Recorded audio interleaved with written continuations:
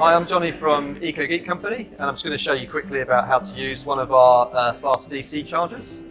Basically, there's instructions on the front that explain a step-by-step process on how to create a Thundergrid account very quickly with your phone, and then how to plug in and how to activate your charge. So to use it, you go to chargenow.thundergrid.net. You can find us there. So this is basically a web app. It responds very similar to an app, but you don't need to download it. Essentially, once you've logged in and created your account, this is what you'll see, which is the map. Once you've found the charging point that you want to use, select it on the pin. You can see here there's two connectors available. This is because there's two types of connector on this particular one. Select charge now. We're going to use the CHAdeMO plug. So we're going to hit select. Now on this point you can check the pricing and see how much it costs. This one is 25 cents per minute and 25 cents per kilowatt.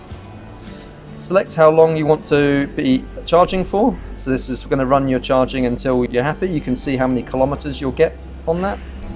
And then you can select start charging.